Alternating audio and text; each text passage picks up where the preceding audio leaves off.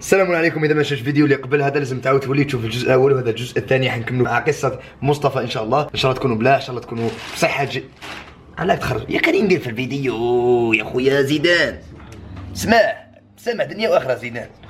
اسمع يبوني ان شاء الله تكونوا بخير، ان شاء الله تكونوا بصحه جيده. لو كنت معكم يلا نشوفوا الفيديو، اشترك في القناه وخلي لايك. هذوك الجماعه اللي يديروا لايك قبل ما يشوفوا الفيديو بارك الله فيكم، صدقوني بالله غير بارك الله فيكم من كل صمامي خشاخيش قلبي. شوفوا الفيديو نولي ان شاء الله ابوني وفعل الجرس باش نوصلوا ان شاء الله المليون قريبا ان شاء الله، ان شاء الله المليون قريبا ان شاء الله تعالى يا رب يا رباه.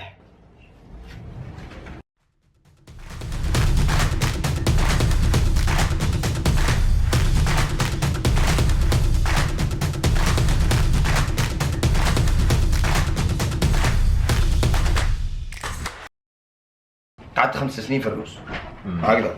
اعطيني خلاصه تاع 5 سنين اللي جوزتهم في الروس في 20 ثانيه. روسيا انا كان في البدايه كان صعب عليا شويه، من ناحيه ماشي صعب لاني ما كنتش ما عنديش واش ناكل، واش ما عنديش ماكله ولا ما عنديش خدمه ولا الصعب في روسيا هو انه اللغه ما تعرفش اللغه. انا ما كنتش نعرف والو اللغه. انا سافرت في 2010. دوك نهضروا على اللغات. 2010 5 سنين عشت في 5 سنين في روسيا. الحوصله تاع روسيا هو انه مهما كان البلاد فيها بزاف اشياء اللي انت تقدر تستعملهم اللي راح يطوروك. انا نظن مهما كانت البلاد راح ترفد منها بزاف وراح يعاونوك. حتى هذيك الصعوبات اللي تك تجوز عليها بلا ما ندخلوا في التفاصيل راح يعاونوك في حياتك في المستقبل. مثلا نقول لك زعما انا كي جيت الامريكان روسيا، لو كان ما كنتش عايش في روسيا امريكان بالك كان حتجيني صعبه، والحمد لله ما جاتنيش كاع صعبه. الحمد لله امريكان ماهيش صعبه. لو كان تقول لي كومباري ما بين امريكان والجزائر وروسيا فرق شاسع. في روسيا لازم تكون صحيح، لازم تكون سترونغ، فاهم؟ to be very strong tough. وتعلمت اللغه هذه واحده من المكاسب، لانه انا اصلا وايضا كان عندي شغف في اللغات. كنت نحب اللغات اللي نهضروا على اللغات خوتي جنود لايك هاوس اللغات.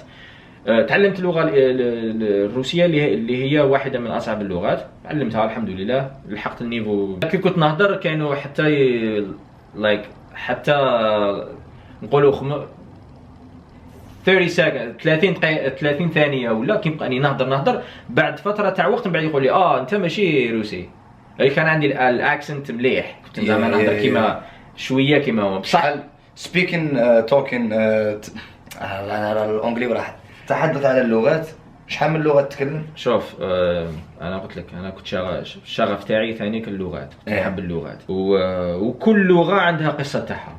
العربيه انا واحد من الاشخاص اللي نحب اللغه العربيه حبا جما كما يقولوا. نحب اللغه العربيه بزاف والحمد لله. اظن اني انايا محظوظ اني تعلمت اللغه العربيه الفصحى في المدرسه في الجزائر، لانه على بالي دوكا الناس اللي ما يعرفوش اللغه العربيه لسبب ما، ولكن المهم انا تعلمت اللغه العربيه الفصحى في المدرسه. اللغه اوف كورس نهضروا الجزائريه حنايا، كاين اختلاف اللهجه هذيك. اللهجه العربيه والفرنسيه انا ما كنتش انا نهضرها مليح. كنت هكا حد الان ما نستعملهاش انا الفرنسيه. نهضرها ولكن فاهم لازم نستنى شويه باش واسمه، لانه ما نستعملهاش تقريبا ما نستعملهاش. ولكن الحمد لله عندي نيفو شباب فيها اظن. The fourth language is French. Bonjour tout le monde, je m'appelle Mustafa, je suis algérien. J'ai appris le français à l'école. Le français est une langue très répandue en Algérie. C'est une langue qui joue un rôle prépondérant à l'enseignement supérieur. Português. Olá pessoal, meu nome é Mustafa, eu sou argelino. Quero falar em português. O meu português é o português do Brasil. Eu gosto muito mais do português do Brasil do português do Portugal. Aprendi o português. Espanhol. Olá a todos, meu nome é Mustafa. Quero falar um pouco em espanhol. Empecé a aprender el español hace mucho tiempo con el libro de Asimil. Tengo un amigo mío que me ha regalado este libro. Entonces. وعنده مخلط شويه في الالمانيه شويه في الطليانيه. المانيه كنت بديت ام سوري. والروسيه هذيك هي نبدا بها الاولى. نقدر نقولوا 6 لغات اللي انا نقدر نتعامل بهم مع اي واحد، نهضر في اي مجال في اي Привет всем, меня зовут Мустафа, я из Алжира. Я хочу сейчас немножко по-русски говорить. Я сейчас живу в России, в Москве, уже почти 3 года. Вот. И я выучил русский язык здесь. Я сам Italian. Buongiorno tutti, mi chiamo Mustafa, sono algerino. Vorrei parlare un po' in italiano. Ho imparato l'italiano attraverso il francese, perché il francese e l'italiano si assomigliano nella struttura, nella grammatica. سبجكت في اي حاجه. ما شاء الله. الايطاليه كنت نتكلمها، ولكن بعد لانه كنت نخدم في السيرك ايطالي لمده 4 سنوات كنا نستعملوا الطليانيه بزاف، ولكن ما لو كان واحد اخر بك يقول لك اني نهضر طلياني، بس انا ما نفهمها 100%، ولكن ما نقولش نهضر. وش يقولوا لهم هذوك اللي يهضروا اللغات؟ شوف، كل شخص يتكلم اكثر من 3 لغات يعطوا له بوليغلوت. بولي هي معناتها بزاف، غلات يكون عندها يكون عندها معنى تاعها عنده علاقه باللغات. المهم بوليغلوت هو الشخص اللي يتكلم اكثر من 3 لغات. ما شاء الله. وكيفاش بديت ايضا في روسيا؟ ما كنتش دير غير لا كابويرا، كانت عندك فرقه موسيقيه. وثاني كان عن طريق الكابويرا، لانه كابويرا فيها هذاك الجانب تاع الموسيقى ايضا، الغناء تحفيزي وكذا، وباش يعطيك الانرجي باش تكون يعني بديت ثاني كنا نديروا مثلا كل ما يكون عندنا احتفال تاع كابويرا ولا يوم تلقي الاحزمه باش تطلع في الحزام في الباساج دو غراد، كنا نديروا حفله تاع اليوم التالي الاخير باش نديروا حفله هكا باش يكون ذكرى جميله يعني.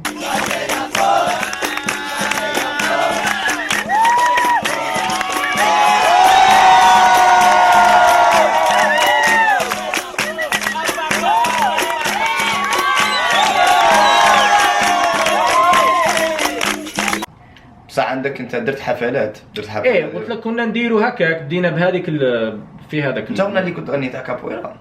لا ايه معظمهم كانوا اسمه، كنت نلعب ثاني الآلة الموسيقية تاع كابويرا. نخلوكم في هذا الفيديو دقيقة ونعاودو نوليو. رغم انه الكابويرا اخترعت في البرازيل، والبرازيل هما اللي طوروا رياضة الكابويرا، ولكن مصطفى سرير عبد الله هو اول واحد يقوم بابليكاسيون اللي يعلم فيها الآلة الموسيقية اللي خاصة بالكابويرا اللي اسمها البيريمباو.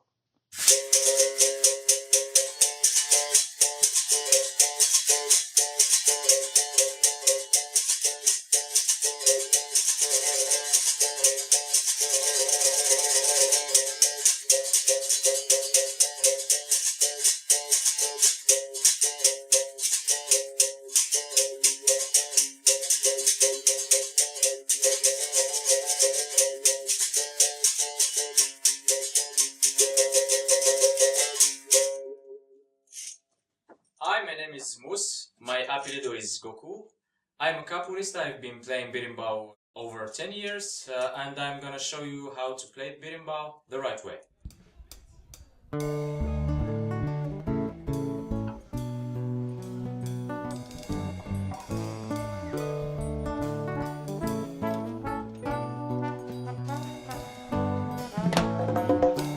A lua quando brilha falo de amor. No gingado desse shot sinto teu calor. À noite acordado sonho com você. O som ligado, fico perturbado sem ter o que fazer. هذا الفيديو اللي شفناه هذا وقتاش؟ يعني كانت عندك هذا هو الجروب اللي نهضر هذا هو الجروب، هذا الجروب اللي كنا احنا بس ألبوم. كان عندنا ألبوم كفر يعني. كفر الله يبارك. اوكي، لا عادي يسمى ما نبعث لكم اللينك. درنا لتحميل تصلوا به. كان كنا الاختصاص تاعنا زعما لغه يعني نهضر على الموسيقى البرازيليه خاصة بوسا نوفا، سامبا. لايف كنت تغني بالبرازيليه بالبرتغاليه البرازيليه. ما شاء الله. من بعد كيفاش حتى صوتيت كي جيت لوكال امريكا كنت انت بديت تعزف الجيتار؟ اوكي في اخر اواخر الاشهر تاعي في روسيا اللي قضيتهم في روسيا كنت تعزف في الجيتار. فكرت باللي ماشي كنت حاب نتعلم الجيتار، ولكن كان عندي شوف من ذاك يكون عندك واحد السبب هو سبب تافه ما يخليكش دير حاجه. انا وشنو هو السبب تاعي؟ كنت نقول دائما ملي كنت صغير نقول انايا انسان اشول، انا نلعب غوشي غوشي. قلت بالك جيتارة ما تدخلش عليا، تجي مخدومه غير على الواحد درواتي. هذه كي كنت صغير. ومن بعد مع الوقت فكرت باللي نقدر، علاه ما نقدرش نسيي كيفاش بديت نتعلم بواحد الجيتاره كانت عند صديقي هذا الموسيقى فيها 3 خيوط كنقطعها كاع مكسره. بعد رحت بشويه من بعد هو كان يقول لي الا ما تبداش. بدينا بشويه، شريت آلة صغيره يعطوها ماشي كافاكين، يعطوها يوكوليلي معروف تاع الهاواي تاع هذاك. بديت به نتعلم به. ومن بعد بشويه عرفت ماشي عرفت هو كان يقول لي لازم لك لازم تشري جيتارة وسيتعلم به. من بعد رحت الجزائر كانت عندك جيتارة ايضا؟ كانت عندي جيتارة حبطتها اللي جبتها. ستيل اللي كنت تلعب به وشنو هو؟ كنت في الجزائر كنت نزلت نلعب الموسيقى اللي كنت انا نغنيها ونلعبها في روسيا بلا اسمه صح. انا كنت نلعب آلات موسيقية اخرى، كنت ندير انا البركشن الايقاع بيركسيون بريزيليان. صح. العام اللي فات في مارس بديت ستيل جديد، ولكن في بدات البانديميك كنت انا ثاني كنحب فلامينكو، بس صح الفلامينكو بزاف صعيب أكيد. ولازم تكون لانه هو ايضا الموسيقى اصلا هي لغه وماشي كيما اللغات اللي نتكلموها، ولكن عندها لونغاج واحد اخر ولازم تفهم هذاك اللونغاج. في البدايه لازم يكون عندك اسس هذاك اللونغاج باش تبدا تعلم وتتافونسي. انا الفلامينكو كنت نخافو، علاش؟ ما نفهموهوش، لان الفلامينكو لازم بزاف اللي يحبوا يتعلموا الفلامينكو لازم يروحوا لاسبانيا، فاهم؟ مادامك انت مش في الفلونتوراج هذاك تاع هذيك تاع الموسيقى هذيك راح يجيك صعيب، خاصه الفلامينكو لانه بزاف صعيب، فيه بزاف اجزاء وفيه كذا وكذا، ولكن تكنيك فيه التقنيات ولكن راك تلعب. الحمد لله دوك راني نسيي نطور روحي. نضربوا دارات اللي نشوفوا الفيديو هذا خفيف الظريف ونهضروا اليوم.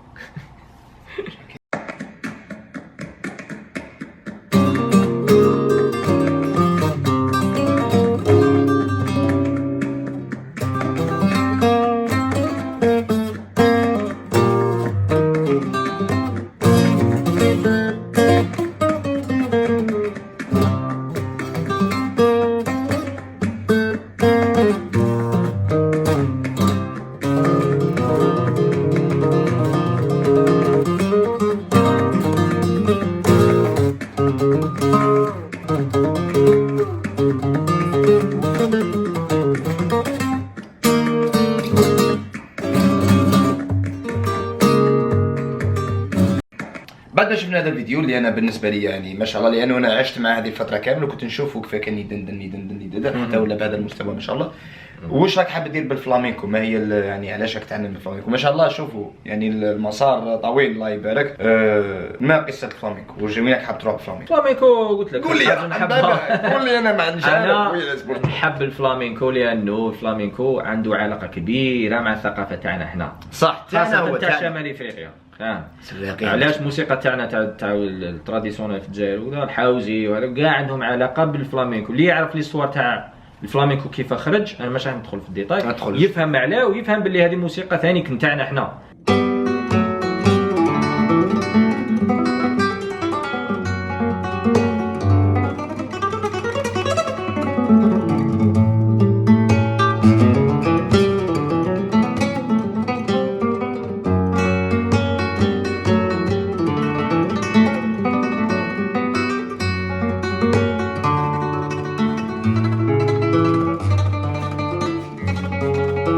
بصح فلامينكو ماشي اللي يجي يدير لك هكا ترن يقول لك فلامينكو. لا في الجزائر كاع يلعبوا يدير لك رومبا واش يعيطوا لها هذيك تاع يقول لك انا نلعب فلامينكو. لا فلامينكو تلعبش فلامينكو بزاف صعيب وماشي اي واحد يقدر يتعلمه، لازم تكرس بزاف من وقتك فيه.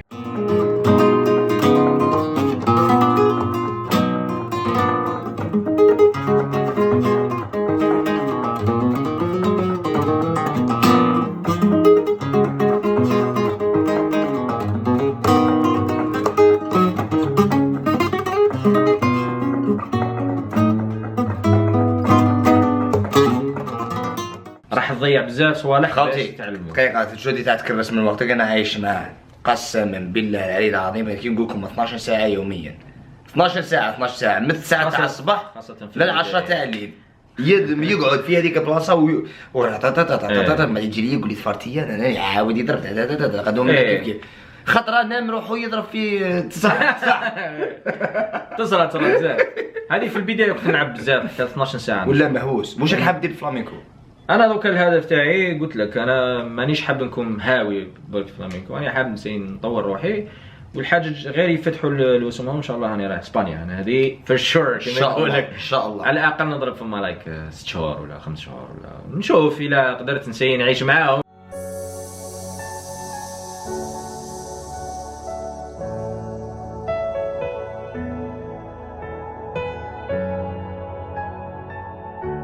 هذو الاشياء اللي نقول لك فيهم اللي هما مش انجازات عظيمه. انا ليا المهم قدروا كيفاش يبعدوني على صوالح بالك لو كان الوقت هذاك اللي استعملته في هذو الاشياء كنت راح نديرو في حاجات واحد اخرين، لانه انا مانيش جاي من مكان راقي ولا من بلاصه اللي الحمد لله لاجدان خويا اللي يعرف لاجدان هذه لاجدان واحد المكان صغير مكان صعب. شوفوا الاصعب في حياتي ماشي غير انا كاع الانتاجي ومام اللي كبار وصغار عليا بالك شويه صغار عليا ماشي بزاف. المهم جوزنا مرحله تاع الارهاب بلا ما ندخل في الديتاي ثاني كاع اللي بالنا سورتو لاجدان خلونا انا كنت عايش في هذيك المرحله وبزاف طحت في مواقف وين قريب مت انا ثاني ونعرف بزاف ولاد حومه ماتوا بسبب هذا المشكل اللي حصل لنا والحمد لله. الحمد لله. الحاجه اللي انا شخصيا نتعلمها من مصطفى ماشي كيما راهو قاعد ولا هي انه مصطفى اي حاجه يحب يديرها شغل اي حاجه يحب يتعلمها ما كاش عبسه تقول لك انايا ما تحب اي حاجه تحب تتعلمها عادي جدا وانت هو المسؤول على تكوين نفسك ماشي الحكومه وماشي يماك وماشي باباك وماشي انت الوحيد هو لو كان زعما كيفاش البقعه اللي تربى فيها اللي يعرف بليده يعرف لاجدان وين جاي لاجدان وفي وقت حي بن عمور معروف حي بن عمور كيفاش كانت يتسمى ما كانش اللي تخرج من فما سالما غانما انك معايا. هو الحمد لله السيد يهدر 7 لغات مطور روحه بروحه ما شاء الله. والرسم دقيقه صبر دقيقه حبست شو دقيقه اضرب شو طلع في هذو الرسومات وعاود ولي